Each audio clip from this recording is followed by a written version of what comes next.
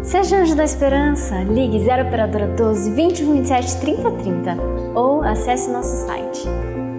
Sou anjo, sou novo tempo.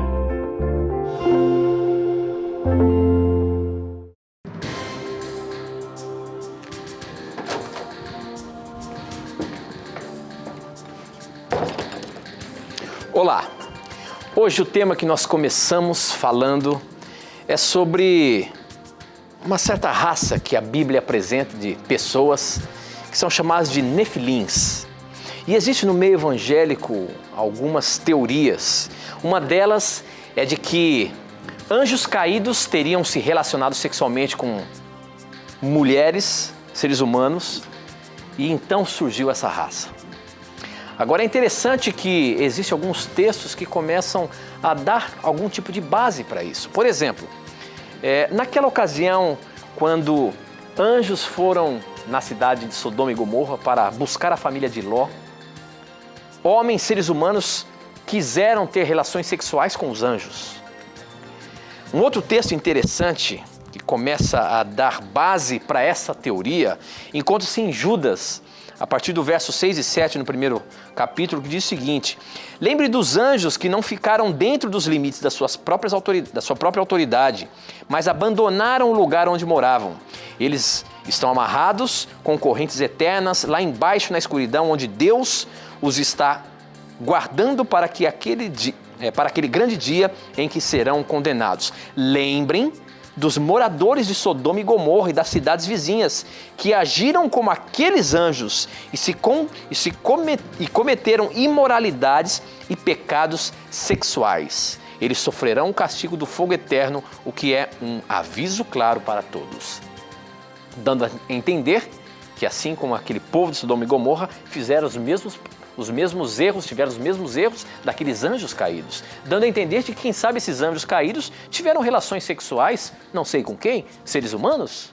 Enfim, o que a Bíblia tem para nos mostrar com respeito a esta teoria, a este assunto? Esta e muitas outras questões você acompanha agora, pois está no ar, Na Mira da Verdade.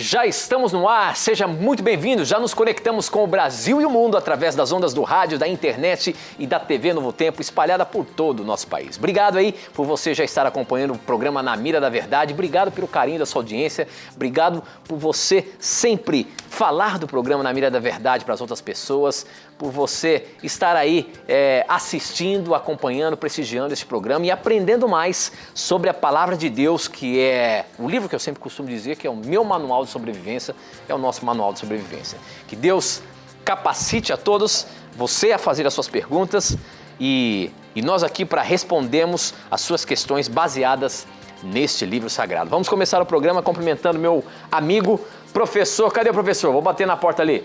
Professor, você tá aí? Não estou ouvindo você aqui no monitor. Cadê? Rapaz, me fizeram sumir aqui, mas me fizeram aparecer de novo. Apareceu. Já está pronto o seu escritório aí? Tudo bem, professor? Tudo bem, amigo. Uma satisfação estar com você novamente aqui no programa. E eu queria, Tito, aproveitar e mandar alguns abraços para amigos queridos que gostam muito, Tito, do nosso trabalho e que têm orado por nós. O primeiro abraço para a querida família, o Erlon, a Janaína, o Edric e a Ilana. Muito obrigado pelo carinho de vocês aí em Curitiba, pela maneira como receberam a nossa família, viu? Que Deus recompense a vocês. Outros queridos que nos acompanharam neste final de semana, que eu queria mandar um abraço, é o Marcelo, a Lisley e o Leonardo. Um abraço, amigos, a vocês. O Ederson, a Michele e o Murilo, que Deus os guarde. E também para a Heloísa e o Carmine, que Deus abençoe a todos vocês, amigos, pela maneira como nos receberam. E também um abraço para a Elaine, o Pedro e a Ângela, que gostam também muito do Na Mira da Verdade. E o último abraço dessa noite vai para Maria Erondina, da Igreja Central de Curitiba. Que Deus abençoe a você. Muito obrigado a todos vocês pelo carinho, pela amizade, pelo apreço que tem para com o nosso programa. Muito bem, professor, muito bem. Bom, nós abrimos o programa falando de uma teoria que existe aí sobre os nefilins. Os nefilins na Bíblia é uma raça que eram gigantes. E existe uma teoria de que essa raça surgiu em virtude de relações sexuais entre anjos e seres humanos. Será que é isso mesmo? E é interessante que existem alguns textos que começam a formar essa teoria. Olha só o que o Isaac Vieira, pelo Facebook, perguntou. Boa noite, há muito tempo quero fazer uma pergunta para ir ao ar. Os nefilins eram descendentes dos anjos caídos com mulheres? Gênesis 6:4? Alguns dizem que anjos não podem se materializar para ter relações com as mulheres, mas em Gênesis 19:5 diz que os homens de Sodoma queriam fazer sexo com os anjos. E em Judas 6, ou melhor, em Judas 1, versos 6 e 7, que foi aquele que eu li na abertura, diz: e os anjos que não guardam o seu principado, deixa eu ler aqui de novo na Bíblia, na linguagem de hoje, no final diz assim, lembre-se dos moradores de Sodoma e Gomorra e das cidades vizinhas que agiram como aqueles anjos e cometeram imoralidades e pecados sexuais. Ou seja, dá a entender de que os anjos caídos também fizeram algum pecado sexual. Professor Leandro Quadros, será que esses textos começam a formar uma base para provar essa teoria dos nefilins? Ou seja, existiu possibilidade no passado, quem sabe aí antes do dilúvio, existiu quem sabe aí algum tipo de relação sexual de anjos caídos com seres humanos, meu amigo? Pois olha, infelizmente essa teoria realmente existe no meio religioso. E nós vamos perceber aqui com uma leitura atenta de Judas 1, 6 a 9 e também de outros textos paralelos que essa teoria não possui embasamento. Antes eu só não poderia deixar de mandar, Tito, um abraço para uma menininha tão querida e especial que eu havia esquecido, que é a Júlia, netinha da Joeide e do Vilmar aí de Curitiba. Julinha, que Deus abençoe a você, seus vovôs, o papai, a mamãe, tá bom? Foi um prazer conhecer você, tá? Então vamos lá para a questão. Eu vou ler Judas 1, 6 em diante, para percebermos que, na verdade, Judas não quer insinuar que anjos cometeram o mesmo tipo de pecado sexual do que os habitantes de Sodoma e Gomorra. Vamos ler com atenção o texto e vejamos o que o texto tem a nos dizer. Nessa tradução aqui da Bíblia Judaica Completa, publicada pela editora Vida, é uma tradução muito interessante. Aqui diz o seguinte: e os anjos que não mantiveram sua autoridade originária, mas abandonaram sua própria esfera, ele os mantém em trevas, presos com correntes eternas para o juízo do grande dia. Vou aqui traduzir o terminho para Sodoma e Gomorra. E Sodoma e Gomorra e as cidades ao redor, seguindo um padrão semelhante ao deles, cometendo pecados e perversões sexuais, jazem expostas como advertência de fogo eterno, esperando por aqueles que devem ser punidos. Perceba, o texto diz que os habitantes de Sodoma e Gomorra seguiram um padrão semelhante aos dos anjos caídos. Foi no aspecto sexual? Não. Por quê? Olha o que diz, por exemplo, Mateus capítulo 22, verso 30. E aí eu vou explicar para você o que o texto realmente quer dizer. Mateus capítulo 22, 30 diz o seguinte: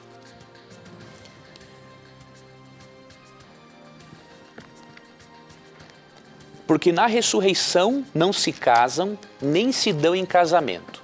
São, porém, como os anjos no céu. Falando da ressurreição, Jesus diz que na ressurreição as pessoas não se casam e não se dão em casamento e serão como os anjos do céu, membros de uma família real, universal. Então, os seres angelicais não são apresentados como sendo seres sexuados como o ser humano, de acordo com esse texto. Quando Judas fala que os habitantes de Sodoma e Gomorra se tornaram semelhantes aos anjos caídos, perceba o contexto. Se você ler também 2 Pedro 2,4, lá é dito que os anjos caídos abandonaram seu estado de pureza espiritual e foram lançados em trevas exteriores. Ou seja, eles se tornaram semelhantes aos anjos por terem abandonado o seu estado de pureza. Assim como os anjos caídos abandonaram seu estado de pureza original, os habitantes de Sodoma e Gomorra abandonaram seu estado de pureza sexual. Então aqui, Judas está fazendo um paralelo entre anjos caídos e os habitantes de Sodoma e Gomorra para mostrar que ambos abandonaram seu estado de pureza original, mas cada um em sua esfera de ação. Os anjos na sua esfera espiritual, os habitantes de Sodoma e Gomorra na esfera humana. Outra questão que convém destacarmos é que Gênesis 6,4, quando afirma, por exemplo, que os filhos de Deus se uniram com as filhas dos homens, você precisa considerar o contexto para você não pensar que o termo filhos de Deus é uma referência a anjos neste capítulo.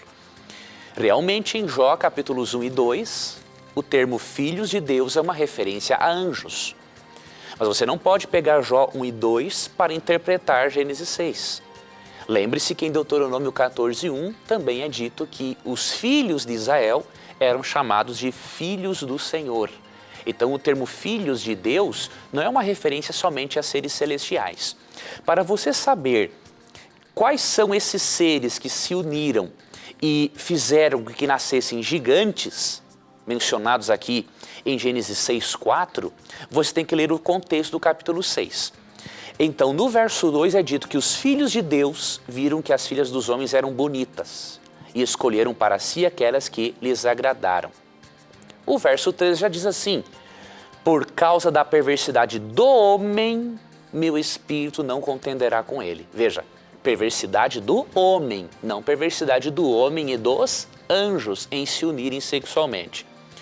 Outro verso, verso 5, o Senhor viu que a perversidade do homem tinha aumentado. E verso 11, ora, a terra estava corrompida aos olhos de Deus e cheia de violência. Então, as expressões homem, referindo-se a seres humanos, e ao planeta Terra como cheio de violência, demonstram que os filhos de Deus são os descendentes de Sete, um filho justo de Adão e Eva, que se uniram com as filhas dos homens, ou seja, as descendentes ímpias de Caim. Foi essa mistura de raças, foi esse jugo desigual, diríamos assim, que corrompeu o planeta. Então, realmente, não há base bíblica, amigo Tito e amigo telespectador e ouvinte da rádio, para a crença absurda de que anjos se uniram sexualmente com seres humanos, gerando com isso filhos. Então isso é uma teoria errada, não existe essa teoria. Não existe, meu amigo. Ok, professor, muito bem. Para você participar do programa, basta você entrar nas nossas redes sociais, pelo Facebook, namiradaverdade.nt, pelo Twitter, @namiradaverdade, ou pelo nosso blog, novotempo.com/namiradaverdade. Você entra lá, você vai ver no nosso blog, novotempo.com/namiradaverdade, você vai ver que o programa está no ar, do lado direito está dizendo que está no ar, e ali você preenche a sua pergunta. Lembre-se, esse espaço é para você fazer pergunta, não para você pedir o curso bíblico, não para você dar comentários, é para você fazer sua pergunta porque ela chega aqui na hora para a gente, tá bom? E o curso bíblico, daqui a pouco eu falo para você como que você faz para ganhar de graça um curso bíblico, Verdades para o Tempo do Fim. Professor Leandro Quas, o Facebook está bombando aqui, nós começamos a falar sobre esse assunto, já está emendando com outro. A questão agora, professor, a Ellen Monteiro insistiu numa pergunta aqui sobre o amálgama. Sabe o que é amálgama, professor? É uma junção aí dos seres humanos com besta fera, é uma mistura. E me parece que isso aconteceu meio que no tempo antes do dilúvio, professor. Olha só o que ela perguntou aqui. Gostaria que vocês explicassem o amálgama que Ellen White, a escritora cristã adventista, cita. Mas se há um pecado, ela cita assim, mas se há um pecado acima de todo outro que atraiu a destruição da raça pelo dilúvio, foi o aviltante crime de amálgama de homens e besta, que deturpou a imagem de Deus e causou confusão por toda parte. Deus propôs a destruir aquela raça poderosa e longeva que corrompera os seus caminhos perante ele. Sua segunda referência do amálgama veio no capítulo seguinte e tratava da amalgamação entre homem e besta que ocorrera após o dilúvio. Cada espécie de animal que Deus criou foi preservada na arca. A espécie confusa que Deus não criara, resultante da amalgamação, foram destruídos pelo dilúvio. Desde o dilúvio, tem havido amálgama de homem e besta, como pode ser visto nas quase infindáveis variedades de espécies animais e em certas raças de homens. Spiritual Gift, volume 3, página 64, escrito em 1864. Professor Leandro Quadros, que história é essa de amálgama? Até mesmo antes do dilúvio e depois do dilúvio houve essa mistura de homem com animais? A gente sabe hoje que existem práticas de sexo entre seres humanos e animais, mas isso no passado chegou a trazer distorções humanas, meu amigo? Pergunta interessante. Sabe que esse é um dos textos preferidos dos críticos de Ellen White para dizer o seguinte: Ellen White afirmou algo anticientífico, não é? Porque é impossível que a raça humana se una sexualmente com animais para produzir seres híbridos. Eu gostaria de dizer que esses críticos que fazem tal afirmação, eles estão mais por fora do que arco de barril. Para você entender a forma como Ellen White usou o termo amálgama ou amalgamation em inglês, é importante que você veja o emprego deste termo em outros escritos dela. Se você pegar essa citação isolada, você pode interpretar do jeito que você quiser e dar inclusive a entender que Ellen White ensinou a possibilidade de existirem uniões entre seres humanos e animais para originar seres híbridos. Vamos analisar umas duas citações de Ellen White no seu devido contexto para vermos o emprego deste termo numa ocasião e depois vamos entender num outro livro o que ela quer dizer com a amalgamação entre seres humanos. Eu vou pegar duas obras de Ellen White que nós temos aqui. Uma é o Mensagens Escolhidas, volume 2, e outra é o Patriarcas e Profetas. Vamos fazer aqui uma leitura rápida desses dois trechos aqui que vão nos ajudar. Aqui na página 288 do Mensagens Escolhidas, volume 2 e 289, veja como ela usa esse termo aqui, ó. Todo joio é semeado pelo maligno. Toda erva nociva é de sua semeadura. E por seus métodos engenhosos de amálgama, ele, falando de Satanás, corrompeu a terra com joio. Veja, Ellen White usa o termo amálgama aqui para se referir a uniões indevidas que Satanás fez no meio natural, de ter enxertado, diríamos assim, plantas e sementes que não deveriam ter se unido. Então ela usa o termo amalgamação como uma referência, não é, à mistura indevida, porém de mesmas espécies. Ela não usa o termo para se referir à união de um homem com uma besta e disso nascer um ser híbrido. Ela não usa o termo para isso. Outra coisa, o termo amalgamation em inglês, nos dias de Ellen White, era utilizado para se referir a uniões indevidas de raças de animais e a uniões indevidas entre raças humanas. Esse contexto precisa ser levado em conta, especialmente essa citação do Mensagens Escolhidas, volume 2, páginas 288 e 289. E o que Ellen White quis dizer quando falou, por exemplo, da amalgamação de seres humanos e animais? Ela está falando, na verdade, da união indevida dos descendentes de Sete com as descendentes de Caim e da união indevida entre espécies de animais que acabaram produzindo, inclusive, dinossauros carnívoros ferozes e assimétricos, sem simetria. Então, para você ver que Ellen White não fala da união sexual de homens com animais para produzir criaturas híbridas, deixa eu ler para você aqui um texto que está no Patriarcas e Profetas, página 81 e também na página 82. Olha o que diz aqui, ó. Por algum tempo, as duas classes, ou seja, descendentes de Sete e de Caim, permaneceram separadas. A raça de Caim, espalhando-se do lugar em que a princípio se estabeleceu, dispersou-se pelas planícies e vales, onde os filhos de Sete haviam habitado. E os últimos, para escaparem de sua influência contaminadora, retiraram-se para as montanhas e ali fizeram sua morada. Enquanto durou esta separação, mantiveram em sua pureza o culto a Deus. Mas com o correr do tempo, arriscaram-se pouco a pouco a misturar-se com os habitantes dos vales. olha aqui, ó, essa associação produziu os piores resultados. Viram os filhos de Deus que as filhas dos homens eram formosas, Gênesis 6:2. Os filhos de Sete, atraídos pela beleza das filhas dos descendentes de Caim, desagradaram ao Senhor casando-se com elas. Muitos dos adoradores de Deus foram seduzidos ao pecado pelos engodos que constantemente estavam agora diante deles e perderam seu caráter peculiar e santo, misturando-se com os depravados, tornaram-se semelhantes a eles no espírito e nas ações. As restrições do sétimo mandamento eram desatendidas e tomaram para si mulheres de todas que escolheram. Os filhos de Sete entraram pelo caminho de Caim. Então é muito claro, para Ellen White, a amalgamação humana ou a mistura indevida que ocorreu foi a união entre os descendentes de Sete com as descendentes de Caim. Foi o jugo desigual que corrompeu o planeta Terra. Então, os críticos precisam ser mais profundos na sua análise antes de acusar Ellen White de coisas que ela não quis dizer.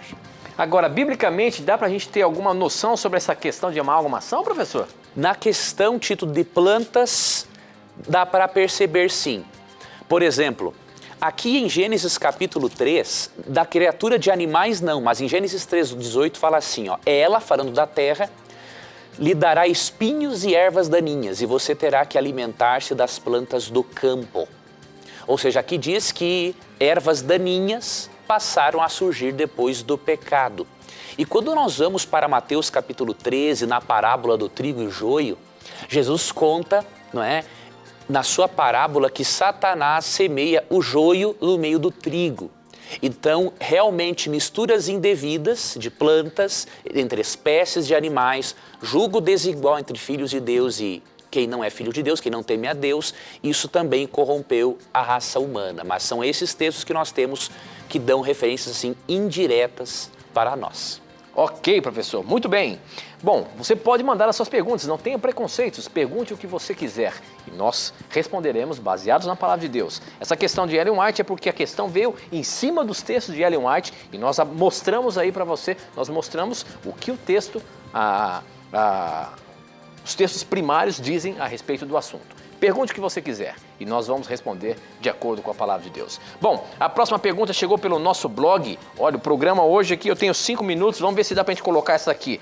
Olha, o Reginaldo de Goianinha, São Paulo, diz o seguinte: o fato de o Papa Francisco dizer em um vídeo na internet que o milagre da união já começou, podemos dizer que a profecia da união das igrejas está perto?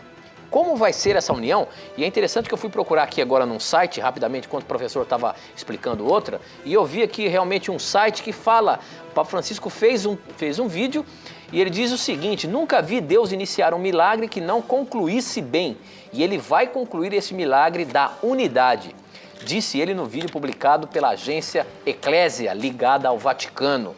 Francisco lembrou da história de José, que foi vendido por seus irmãos e se tornou copeiro de Faraó. Ele ligou essa história bíblica com a divisão dos cristãos, dizendo que a separação das igrejas é fruto de um legado de pecado. Professor Leandro Quadros, o Papa Francisco ele mandou esse vídeo para uma comunidade pentecostal nos Estados Unidos, dizendo que é importante a união dos cristãos. E a gente percebe que esta é uma das profecias também que vai acontecer no futuro, no final dos tempos, a união das igrejas. Isso realmente vai acontecer? A Bíblia nos dá algum vislumbre sobre isso, professor? Que assunto é esse de união de igreja? Pois olha, esse é um assunto bastante amplo, mas eu gostaria de dar uma dica para o nosso telespectador e ouvinte. Nós percebemos realmente, quando estudamos o livro do Apocalipse, ele fala em Apocalipse 18 da Babilônia espiritual. A Babilônia espiritual, o termo Babilônia quer dizer confusão. E se refere à união mística entre diversas igrejas em que vão abandonar pontos importantes da palavra de Deus, especialmente dos 10 mandamentos.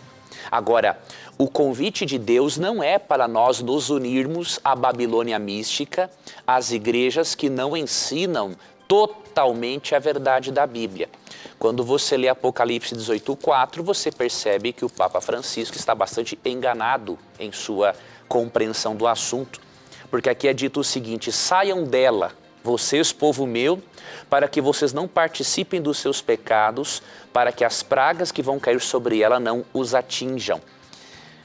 Aqui há um pedido no Apocalipse para o povo de Deus abandonar a Babilônia mística, não se filiar às doutrinas da igreja medieval, mencionada também no capítulo 17, para não sermos contaminados com os seus pecados e para que as pragas que vão cair sobre ela não caiam sobre nós. Então isso é o que o texto bíblico diz.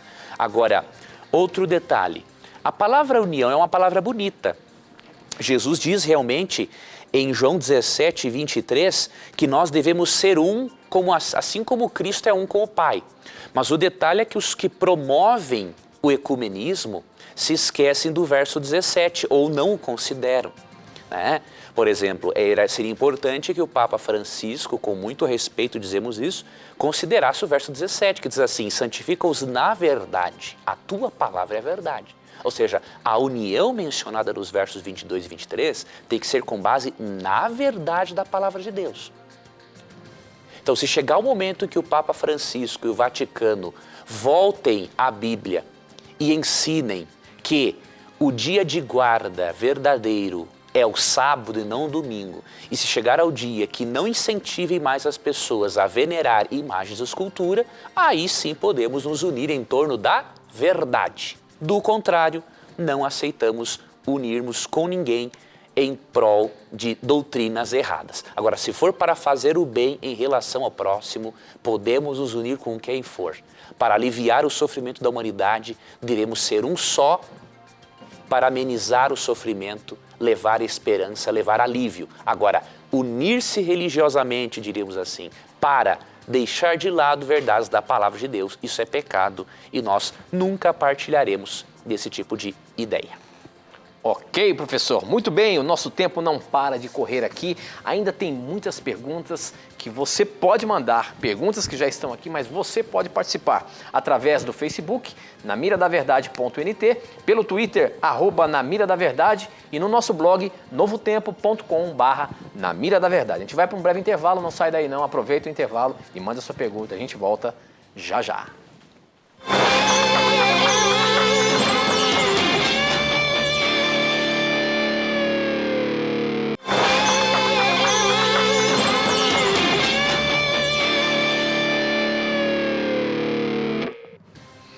Já estamos de volta aqui, esse é o programa Na Mira da Verdade, um programa em que você faz a sua pergunta e a Bíblia responde. Portanto, participe do programa mandando as suas questões através das nossas redes sociais, pelo Facebook, namiradaverdade.nt, pelo Twitter, @namiradaverdade e pelo nosso blog, novotempo.com/namiradaverdade. As perguntas não param de chegar aqui, mas professor, você queria dizer alguma coisa aí? Você falou comigo no intervalo que você queria falar mais alguma coisa, o que é? Sim, amigo, eu queria fechar aquela questão sobre a união de igrejas. Sim. Com a ajuda que você me lembrou, amigo, de uma citação muito importante. Ellen White já falou há mais de 100 anos atrás que as igrejas iriam se unir, infelizmente não em torno da verdade, como orienta João 17:17. Então, no livro Grande Conflito, página 443, tem uma citação muito interessante. Diz assim: a fim de formarem aos Estados Unidos uma imagem da besta, o poder religioso deve a tal ponto dirigir o governo civil que a autoridade do Estado também seja empregada pela Igreja para realizar os seus próprios fins. Primeiro, fala de uma união política entre Estados Unidos da América e papado, né? E aí você vai para a página 579 e é dito: mostrou-se que os Estados Unidos são o poder representado pela besta de 2 chifres, semelhantes aos de cordeiro, e que essa profecia se cumprirá quando aquela nação impuser a observância do domingo, que Roma alega ser um reconhecimento essencial de sua supremacia. Então, essas são algumas citações. Ellen White escreveu há mais de 100 anos que isso ocorreria. E isso está num processo cada vez mais rápido na atualidade. E, na verdade, a gente nunca ouviu falar isso da Igreja Romana no passado. Agora que isso que está vindo à tona, essa questão da união de igrejas, isso está sendo cada vez mais divulgado, mais trabalhado para que isso aconteça mesmo. E a senhora White já tinha dito isso há mais de 100 anos atrás, que aconteceria. Exatamente, isso deve nos levar a abrirmos os olhos, Tito, para o fato de que esses acontecimentos precisam nos levar a nos firmarmos cada vez mais na palavra de Deus. Qualquer união religiosa que não nos leve a permanecermos fiéis a verdades essenciais das Escrituras, como a adoração a Deus no sétimo dia, como a doutrina da mortalidade da alma, entre outras coisas, se não estivermos amparados nessas doutrinas, nós não podemos nos unirmos com ninguém ideologicamente. Então eu recomendo para o nosso telespectador a leitura do livro Grande Conflito, né? Especialmente deste capítulo aqui, ó, capítulo 35, a ameaça à consciência. Esse é um capítulo interessante, vale a pena você ver mais detalhes dessa obra, O Grande Conflito. Muito bem, professor. Bom, pelo Twitter aqui tem muita pergunta. Vou colocar uma pergunta do Twitter aqui. Quem mandou foi o Éder Júlio e ele diz o seguinte: boa noite, Tito, professor Leandro Quadros. Expliquem o que são os livros apócrifos. Por que eles foram excluídos? Professor Leandro Quadros, nós já falamos algumas vezes aqui, citamos alguns livros apócrifos, mas na verdade o que são esses livros apócrifos para o nosso telespectador que quer saber aí? E por que eles não estão, não fazem parte da Bíblia Sagrada, se foram escritos mais ou menos na mesma época que os livros foram escritos, que está aqui nesse livro? O que são os apócrifos? O termo apócrifo quer dizer oculto. E assim são denominados os livros que têm a autoria oculta. Então, por exemplo, os judeus, muitos influenciados pelo gnosticismo, na época dos apóstolos e também antes existiram também, eles começaram a escrever livros contendo histórias e também lendas judaicas e começaram a colocar nomes de pessoas importantes para tentar dar credibilidade a esses livros. Então, o livro é chamado de apócrifo porque ele tem a sua verdadeira autoria oculta. Então, por exemplo, Tobias não escreveu Tobias, Judite não escreveu Judite, né? E por aí vai. Agora, os livros apócrifos não fazem parte da lista de livros inspirados fechada por Esdras e Neemias e também reconhecida em concílios, porque eles, obviamente, contradizem as Escrituras Sagradas. Você percebe em 2 Macabeus 12, 42 a 47, um incentivo a orar-se pelos mortos, como se os mortos pudessem receber orações. Já a Bíblia abomina esse tipo de coisa. Eclesiastes 9, 5 e 6 afirma que os mortos não sabem coisa nenhuma, e Romanos 14, 12 é dito que cada um dará contas de si mesmo a Deus. Ou seja, não podemos orar pelos mortos, nem eles fazerem nada ao nosso favor. Então, esses livros que existem nas Bíblias católicas, devemos utilizar mais para informação histórica, mas não para autoridade doutrinária. Como bem disse Adam Clarke, um comentarista metodista, a autoridade doutrinária dos livros apócrifos é nula. Ok, professor, estou aqui no nosso blog. Uma outra questão que volta e meia acontece aqui no programa Na Mira da Verdade é a questão do véu na mulher. Essa pergunta veio pelo nosso blog, o Carlos de Bitinga, ele diz o seguinte: boa noite, Tito e professor. Em 1 Coríntios diz que a mulher, quando orar ou profetizar, deve cobrir a sua cabeça com o véu. Porém, o cabelo foi-lhe dado em lugar de véu. Mas não é véu. Vejo, porém, por aí que muitas mulheres não fazem isso. Por quê? Professor, essa questão do véu, eu sei que você já falou algumas vezes aí que isso aí era uma questão cultural ali do livro de Coríntios e tal, mas existem outros argumentos bíblicos aí em que Paulo dá a entender que, até parece que Paulo é um pouco preconceituoso com relação à mulher, colocando a mulher bem inferiorizada, até porque o homem foi criado e a mulher veio após o homem. Tem algumas situações assim que dá a entender de que Paulo é bastante machista e que coloca a mulher que ela não pode falar e que tem essa questão de se cobrir quando estiver na presença de Deus. Como que é isso biblicamente, professor? Vou ler aqui esse texto. 1 Coríntios capítulo 11, verso 6, verso 5, diz o seguinte: E toda mulher que ora ou profetiza com a cabeça descoberta, desonra a sua cabeça, pois é como se a tivesse rapada. Se a mulher não cobre a cabeça, deve também cortar o cabelo. Se, porém, é vergonhoso para a mulher ter o cabelo cortado ou rapado, ela deve cobrir a cabeça. Aqui Paulo está falando de um aspecto cultural interessante. Na cidade de Corinto, uma mulher que em público não usasse o véu ou que cortasse o cabelo, ela era vista como uma prostituta. Então Paulo deu essa orientação para as mulheres se adequarem à cultura local, a fim de que a mensagem do evangelho não fosse mal vista pelos habitantes da localidade. Agora, que isto é um aspecto cultural local e não um princípio universal, percebemos, por exemplo, com a leitura de Gênesis 38:15. Aqui diz que quando Judá viu a Tamar, olha o que aconteceu.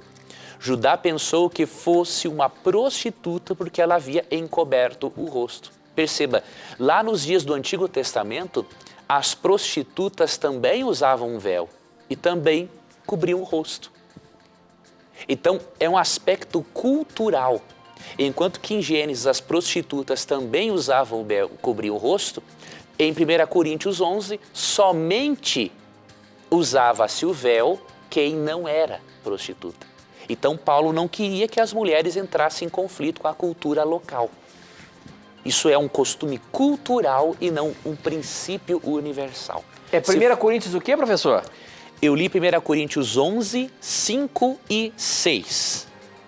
Então, é importante analisar todo o capítulo 11 à luz de Gênesis 38:15, do aspecto cultural, para percebermos realmente que isto é um ensinamento de ordem cultural. O princípio se aplica para nós. O princípio em si ele é eterno. O princípio diz assim: se você vai se vestir de forma que não pareça uma cristã ou que traga vergonha perante a sociedade, você não fará isso. Esse é o princípio. Agora, a forma de aplicar o princípio muda e, portanto, não é obrigatório uma mulher utilizar o véu em público se ela está numa cultura ocidental.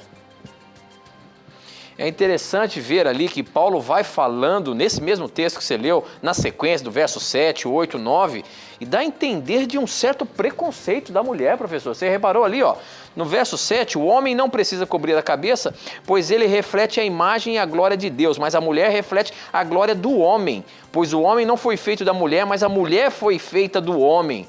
O homem não foi criado por causa da mulher, mas sim a mulher por causa do homem. Então dá a entender de que existe, parece que um certo preconceito. É interessante como é que Paulo coloca isso aqui. Viu? Tem um propósito, Tito, para Paulo fazer isso.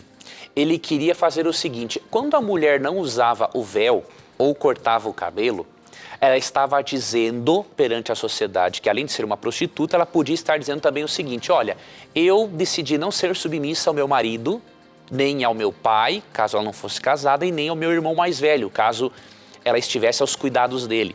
Então Paulo argumenta com base em Adão para mostrar que a mulher deve ser submissa.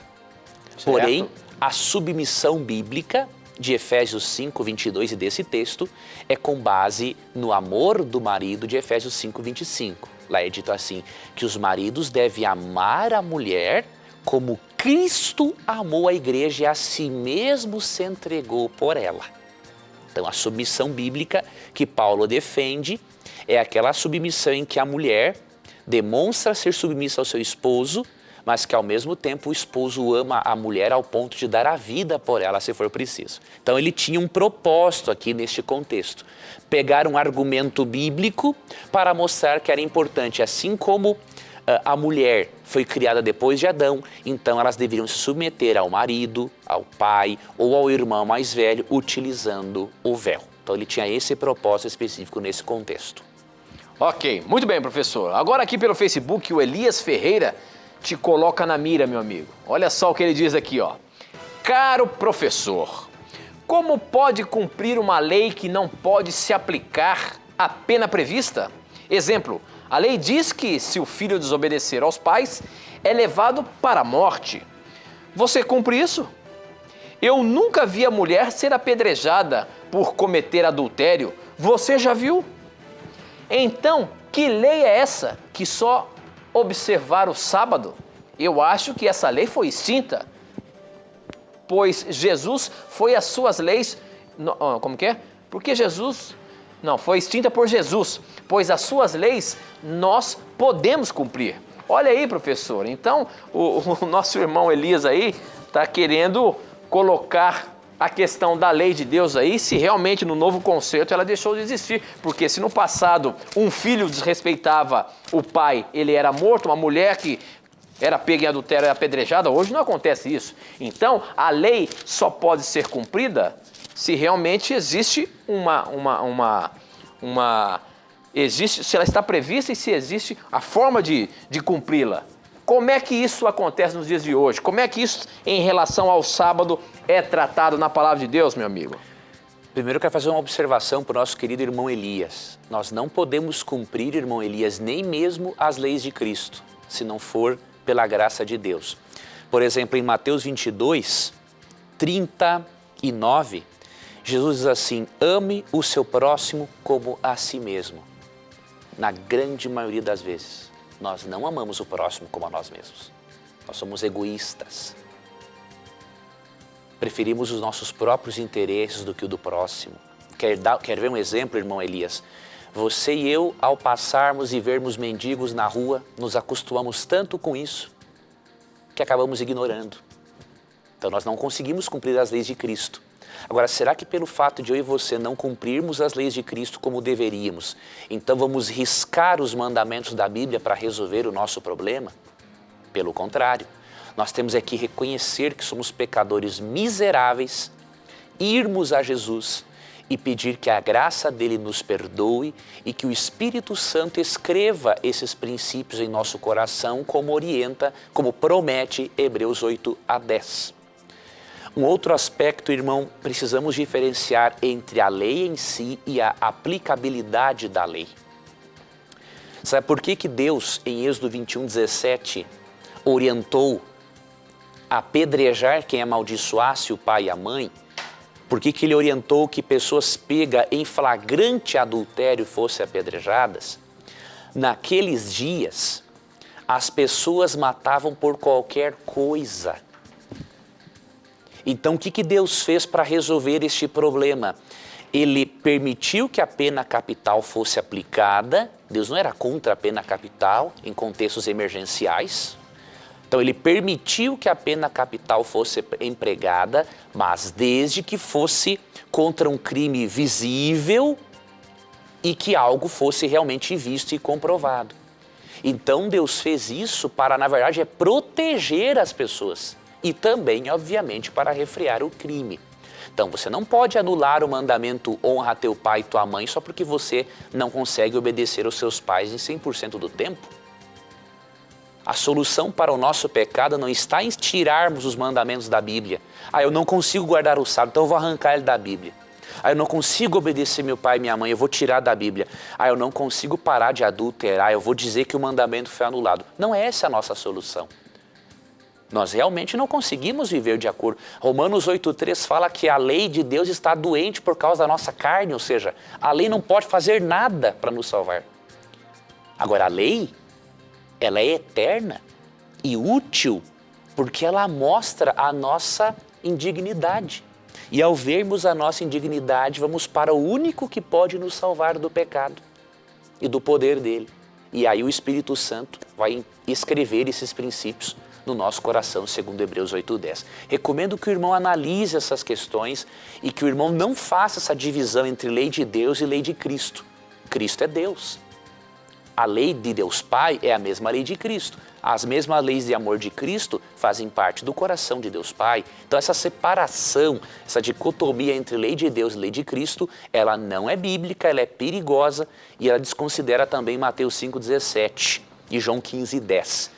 Em Mateus 5,17, Cristo disse que não veio anular a lei de Moisés e os profetas, e em João 15,10, Jesus disse que ele guardou os mandamentos do Pai.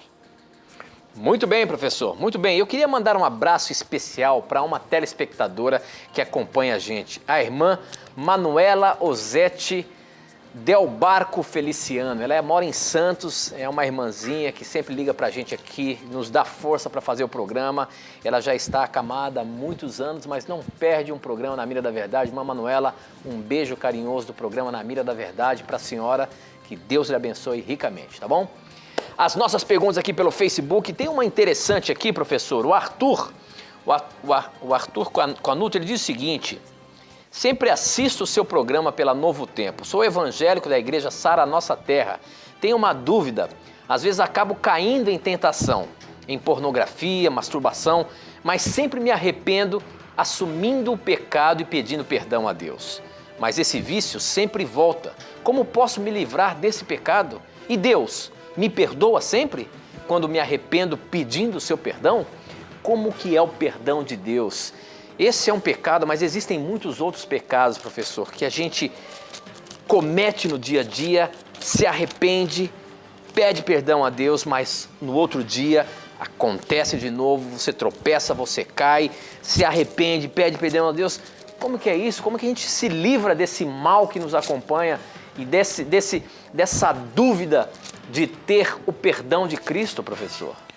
Pois olha, essa é uma pergunta muito interessante. Nós até pretendemos ao longo do ano fazermos um programa temático só sobre a questão da pornografia e tudo mais. Mas queremos lhe ajudar, querido irmão, da seguinte maneira. Veja bem, 1 João 1,9 diz assim: se confessarmos nossos pecados, Ele é fiel e justo para nos perdoar os nossos pecados e nos purificar de toda injustiça. Isso significa que Deus nos perdoa até mesmo dos piores pecados que possamos imaginar. Deus pode perdoar um homicida e, obviamente, Deus pode perdoar uma pessoa que tem o vício da pornografia. Então, o Senhor Jesus perdoa você. Mesmo que você tenha quedas, Jesus não avalia você só pelas suas quedas. Jesus avalia o seu esforço, o seu interesse em fazer a vontade dele. Agora, você tem uma natureza pecaminosa dentro de si, assim como eu e qualquer outra pessoa no mundo.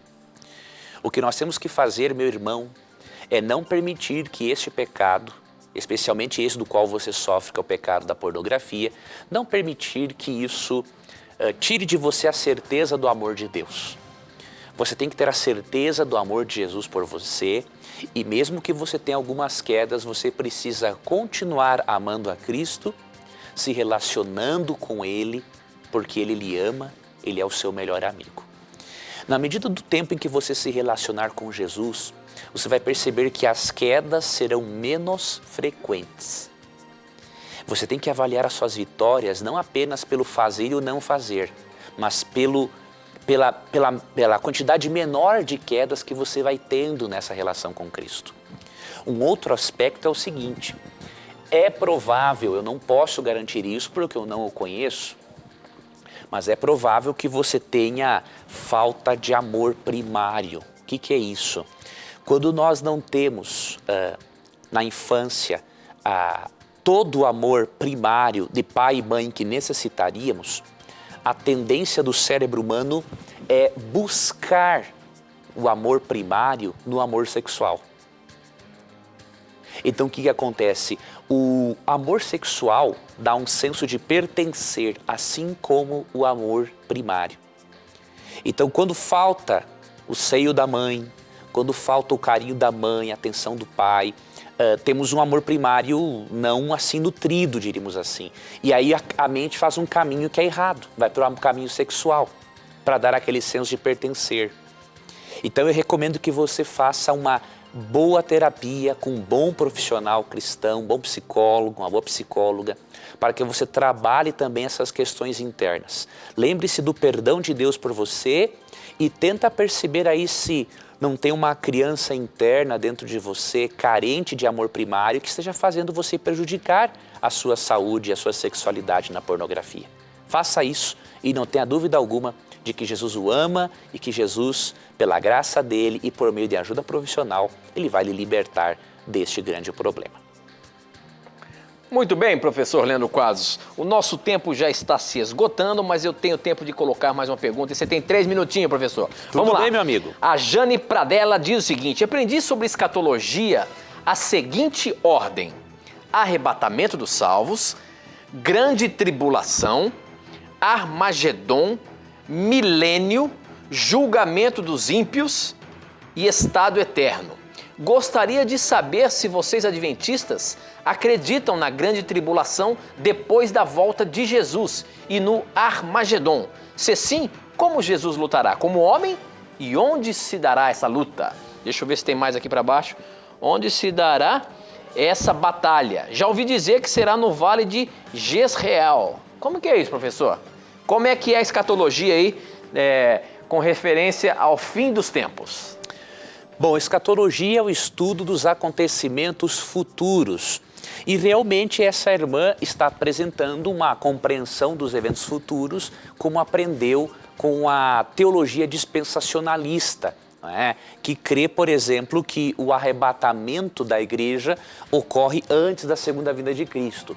Mas veja bem, querida irmã, eu posso lhe garantir que biblicamente não é esta a sequência apresentada. Por causa do tempo eu não vou poder me aprofundar no assunto, mas eu vou dar alguns textos para você analisar. Se você analisar, por exemplo, 1 Tessalonicenses 4, 13 a 18, 1 Coríntios 15, 51 a 55 e Mateus capítulo 24, versos 30 a 32, você perceberá que a sequência é a seguinte: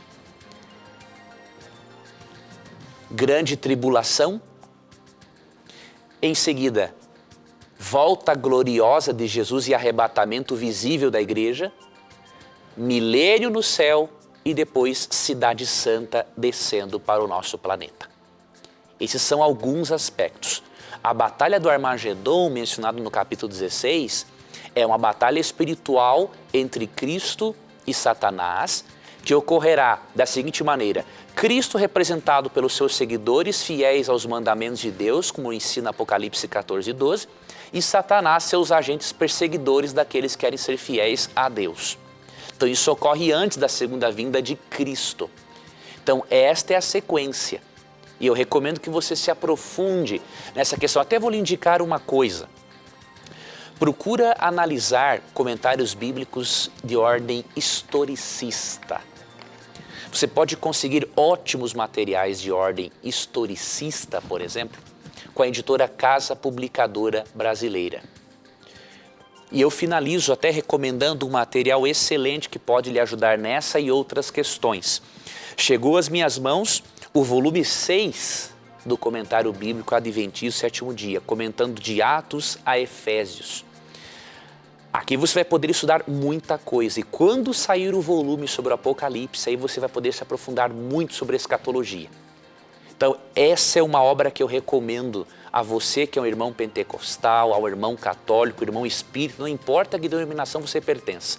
Esse material da CPB, o endereço você está vendo aí na sua tela. Mantenha contato com eles em horário comercial e com certeza essa obra com preço acessível vai lhe ajudar muito a se aprofundar no estudo da Palavra de Deus. Ok, professor, muito bem. Com essa nós vamos chegar ao final do nosso programa, mas eu não posso dizer para você que você pode ter esse curso bíblico gratuito na sua casa. Basta você acessar o nosso blog novotempo.com/na mira da verdade e pedir o curso bíblico Verdades para o Tempo do Fim, tá bom? Entre lá, acesse o nosso blog e ganhe de presente, não custa nada. Você vai aprender muito com a Palavra de Deus. Professor, terminou o nosso programa e a gente se encontra na terça-feira que vem, ao vivo. Tudo bem, um abraço, amigo Tito. Deus abençoe a você, amigo telespectador, amigo ouvinte da Rádio Novo Tempo. E nunca se esqueça de uma coisa: sempre que você tiver a coragem de perguntar, a Bíblia vai ter a coragem de lhe responder. E aqui no programa você já sabe, as suas dúvidas, os seus questionamentos sempre estarão na mira da verdade. A gente se encontra terça-feira que vem. Um abraço e até lá.